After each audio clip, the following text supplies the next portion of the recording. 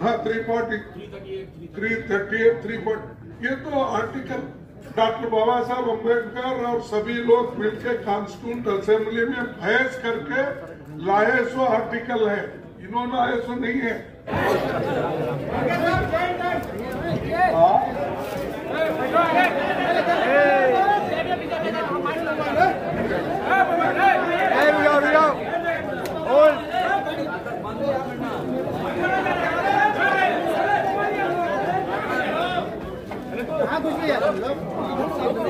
Thank you. CBI और CVC ये जो आज जिन जिन लोगों पर उन्होंने कानून के तहत कार्रवाई न करते हुए सताने के लिए, हरासमेंट करने के लिए और इलेक्शन को तंग और तबाह करने के लिए जो काम किए हैं, उसको देखकर जरूर उनके केसेस हम वापस देंगे। अगर कोई कानून के तहत केस है तो वो सब गठबंधन की सरकार आने के बाद कानून चलेगा, जो कॉन्स्टिट्यूशन के तहत हम चलेंगे और कॉन्स्टिट्यूशन में जो प्राविधान है उसी के तहत हम काम करेंगे। सेकेंड, तो गठबंधन की सरकार बनने के बाद कौन बनेंगे प्राइम मिनिस्टर, ये आपका सवाल है। ये यही सवाल है कि कौन बनेगा करोड़पति बनेगा। तो मैं आपसे यही कहूंगा कि हमारे गठबंधन के नेता लोग जो भी है, उन्होंने सब मिलके जो निर्णय लेंगे वो प्रधानमंत्री, इस देश का प्रधानमंत्री बनेगा। इसीलिए हाँ, इससे अच्छा भी होगा। और आपको मालूम है गठबंधन सरकार बहुत यशस्वी हुआ। हम 2004 में बहुत ही कम थे, लेकिन हमने अच्छे अच्छे कार्यक्रम किए और ये नरेगा जैसे स्कीम किए, फूड सिक्योरिटी जैसे एक्ट लाए, आरटीए राइट टू इंफॉर्मेशन लाए, आरटीई लाए। ये इतने बड़े काम मोदी जी ने कभी किया है? 5 केजी देकर बोल रहा मैं 80 करोड़ लोगों को मुफ्त खाना दे रहा। अरे हम तो 35 केजी देते थे और कभी ये नहीं बोले कि हम मुफ्त दे रहे, वो दे रहे। नरेगा का बड़े बड़े जितने भी कानून हमने की और वो लोगों के भलाई के लिए ही किए हैं। और किसी कभी हम ये मेरा गिफ्ट है या ये मेरी गारंटी नहीं है ऐसा नहीं बोले, लेकिन उनको आदत है हर चीज को कि मोदी की गारंटी, मोदी का 56 इंच छाती, मोदी का फलाना, ये सब बोलते रहते हैं। इसीलिए हमारा जो भी गठबंधन का सरकार होगा वो अच्छा काम करेंगे और सब मिलके लीडर को। चार बात की है, वो है नौकरी का मतलब तेजस्वी, और ये प्रण पत्र उसी आपकी गारंटी से निकला है। ये वचन ये है कि बिहार के गांव-गांव में लोग नौकरी देख रहे हैं सर, भैंस नहीं देख रहे हैं। लाख कोशिश की प्रधानमंत्री ने कि भैंस देखूं, लोग नौकरी देख रहे हैं, रोजगार देख रहे हैं। दूसरी चीज माननीय खड़गे साहब के माध्यम से मैं कहूं कि संविधान कितना खतरे में है, परेशानी में है, इसके लिए हमें कुछ प्रोपेगेंडा करने की, प्रचार करने की जरूरत नहीं पड़ी।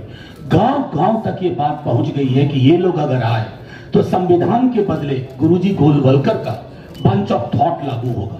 संविधान और आरक्षण को लेकर के जो भ्रांतियां फैलाई भाजपा के लोगों ने, और किनको दोष दूं, प्रधानमंत्री, मेरे भी प्रधानमंत्री हैं, लेकिन शहंशाह झूठ हो गए न। प्रधानमंत्री जी, मैंने कहा था हास्य में कि अगर उनकी सभाओं में झूठ पकड़ने की मशीन लगाई दी तो मशीन फेल कर जाएगी, उसका ग्रीस काम नहीं करेगा।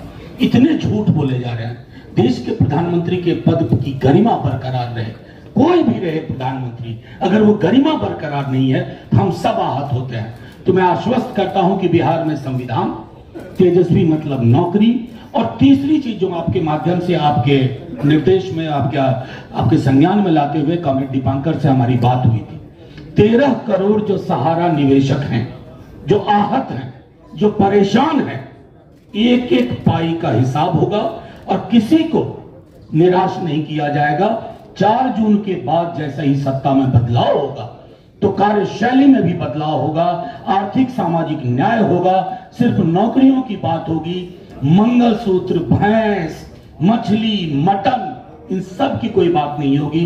और आखिरी एक टिप्पणी करके, बड़ी कोशिश की धार्मिक ध्रुवीकरण की, पूरे देश में नहीं हो रहा है सर, बिहार में तो कतई नहीं हो रहा है, क्योंकि मंदिर, मस्जिद, गिरजा, गुरुद्वारा में खड़े आदमी को भी एक पेट है, उस पेट को अन्न से मतलब है, उसको रोजगार से मतलब है।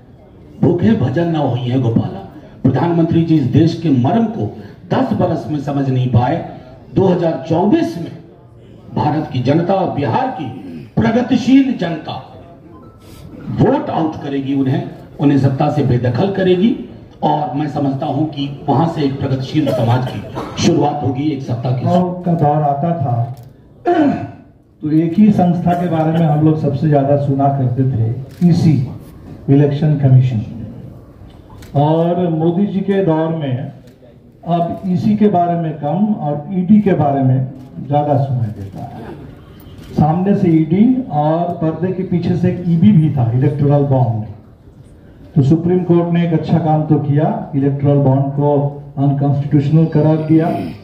और कल हमने देखा जिस आधार पर सुप्रीम कोर्ट ने अंतरिम जमानत दी अरविंद केजरीवाल जी को, मैं समझता हूं कि ये भारत के लोकतंत्र के लिए बहुत जरूरी और स्वागत योग्य फैसला है। ईडी को रिस्ट्रेन किया गया। ईडी जिस तरीके से दखलंदाजी ईडी की हो रही है चुनाव में, और जो चुनाव के फ्री एंड फेयर इलेक्शन को बाधित कर रहा था, उस पर एक हद तक रोक लगी। तो हमें लगता है कि आगे जो और 4 चरण के चुनाव है तो सुप्रीम कोर्ट की नजर रहेगी, पूरे देश की नजर रहेगी, और इस चुनाव को हम लोग जहां तक संभव हो जन दबाव से फ्री और फेयर बना के रखेंगे। हमें बहुत अफसोस है, कल इंडिया गठबंधन की ओर से एक डेलीगेशन ने ईसी को मिला था और हम लोगों की जो 2 मुख्य शिकायतें थी, एक तो चुनाव के डेटा को लेकर के अभी तक चुनाव आयोग की ओर से कोई स्पष्टीकरण ढंग का नहीं मिला, और दूसरा जो 16 मार्च को राजीव कुमार जी ने चुनाव के शेड्यूल घोषणा करते समय जो उन्होंने वादा किया था कि मॉडल कोड ऑफ कंडक्ट उसको लागू किया जाएगा, किसी तरह के हेट स्पीच पर रोक लगाई जाएगी, चाहे जितने बड़े नेता हो उन पर कार्रवाई करने में ईसी पीछे नहीं रहेगा। और अफसोस, बहुत शर्म की बात है कि सबसे ज्यादा हेट स्पीच इस चुनाव में, और वो भी प्रधानमंत्री के द्वारा चल रहा है, लेकिन ईसी की कोई कार्रवाई हम लोग नहीं देख रहे हैं। हमने ईसी से मीरा जी थोड़ा आगे आइए।